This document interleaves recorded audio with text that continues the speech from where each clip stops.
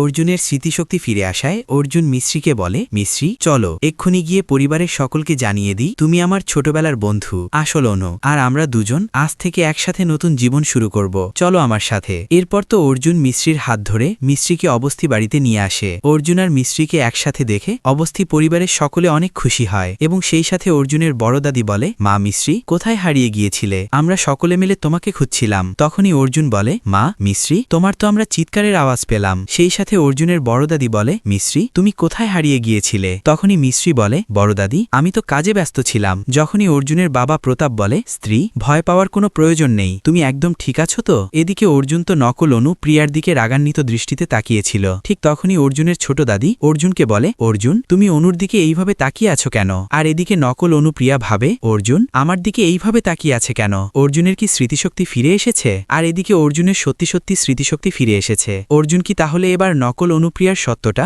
অবস্থি পরিবারের সকলের সামনে নিয়ে এসে নকল অনুপ্রিয়াকে অবস্থি বাড়ি থেকে বের করে দিবে? তো হ্যালো ভিউয়ার্স, কেমন আছেন সবাই? আশা করি সকলেই ভালো আছেন। তো ভিউয়ার্স, নিয়ে এলাম সিঁদুরের মূল্য ধারাবাহিক নাটকের 279তম এপিসোডের সুন্দর একটি এক্সপ্লানেশন। তাই ভিডিওটির মূল টপিকে ফিরে যাওয়ার আগে আপনারা যারা এখনও আমার ইউটিউব চ্যানেলটা সাবস্ক্রাইব করেননি, অবশ্যই গাইজ আমাকে নিজের ভাই মনে করে চ্যানেলটা সাবস্ক্রাইব করে দিবেন। তো ভিউয়ার্স, সিঁদুরের মূল্য ধারাবাহিক নাটকের 279তম এপিসোডে আপনারা দেখতে পাবেন অর্জুনের স্মৃতিশক্তি ফিরে আসলেও অর্জুন তো এখনও ছোট বাচ্চাদের মতো ব্যবহার করে। অর্জুন নকল অনুকে বলে, অনু চলো আমরা খেলবো। অর্জুনের কথা শুনে নকল অনু প্রিয়া ভাবে, অর্জুন তো একদম ঠিক হয়নি, আর অর্জুনকে আমি ঠিক হতেও দিব না, আমি খুব শীঘ্রই সবকিছু আমার নামে করে নিব। তখনই মিশ্রি বলে, সব প্ল্যান কি এখানে দাঁড়িয়ে দাঁড়িয়ে করবে? আরেকদিকে অর্জুন নকল অনু প্রিয়াকে বলে, অনু চল আমরা খেলি। এ কথা বলে অর্জুন নকল অনুপ্রিয়ার শরীরে বল ছুঁড়ে মারলে নকল অনুপ্রিয়া তো ব্যথা পেয়ে চিৎকার দিয়ে ওঠে। এরপর অর্জুন আবারও নকল অনুপ্রিয়ার মাথায় বল ছুঁড়ে মেরে আঘাত করে এবং সেই সাথে অর্জুন আবারও নকল অনুপ্রিয়ার শরীরে বল ছুঁড়ে মারলে এদিকে নকল অনুপ্রিয়া আঘাত সহ্য করতে না পেরে মেঝেতে পড়ে যায়। ঠিক তখনই অর্জুনের বড় দাদি নকল অনুপ্রিয়াকে বলে, অনু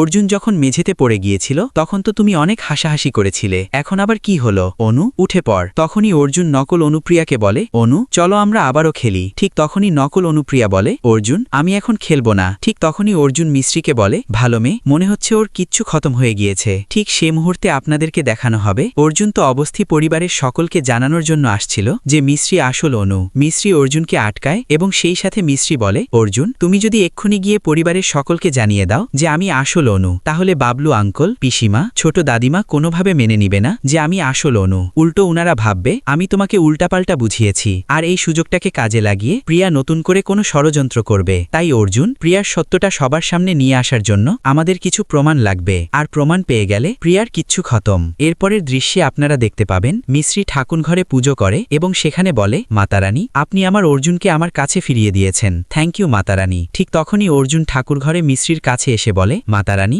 আপনার মেয়ে আপনার মতনই হয়েছে, তবে আপনার মেয়ে অনেক বোকা। অর্জুনের কথা শুনে মিশ্রি বলে, অর্জুন আমি বোকা মানে? তখনই অর্জুন বলে, বোকা নয় তো কি, এখনো নিজের অধিকার ফিরে পাওনি তাই তো খুশি, তবে কোনো চিন্তা করো না মাতারানী কি ভাই, আমার যেহেতু স্মৃতিশক্তি ফিরে এসেছে আমি তোমাকে তোমার সব অধিকার ফিরিয়ে দিব, পিঙ্কি প্রমিস। অর্জুনের পিঙ্কি প্রমিস শুনে মিশ্রি অনেক খুশি হয়ে যায়। এরপর আপনারা দেখতে পাবেন অর্জুন নিজের হাতে মিশ্রিকে সিঁদুর পরিয়ে দেয়। মিশ্রি অর্জুনকে জড়িয়ে ধরতেই যাবে, ঠিক তখনই অর্জুন দেখতে পায় নকল অনুপ্রিয়া ঠাকুর ঘরের দিকে আসছে, যার কারণে অর্জুন নাটক করে মিশ্রিকে বলে, ভালো মেয়ে তুমি আমাকে নিজের হাতে প্রসাদ খাইয়ে দাও না। অর্জুনের কথা শুনে এদিকে নকল অনুপ্রিয়া মনে মনে বলে, আমি অযথা টেনশন করেছিলাম, সবকিছু তো আমার প্ল্যান মতনই হচ্ছে। অর্জুন পাগল ছিল, এখনো তো পাগলই আছে। এ কথা বলে নকল অনু চলে গেলে এদিকে মিশ্রি বলে, সব প্ল্যান কি এখানে দাঁড়িয়ে দাঁড়িয়ে করবে? তবে প্রিয়া আর বাঁচতে পারবে না। এছাড়া অর্জুন বলে, আমি অনেক কেস লড়েছি, আমি অনেক প্রমাণ খুঁজে বের করেছি, তবে এই কেসটা হবে আমার সবচেয়ে গুরুত্বপূর্ণ, কেননা প্রিয়া আমার অনুকে পেরেশান করেছে।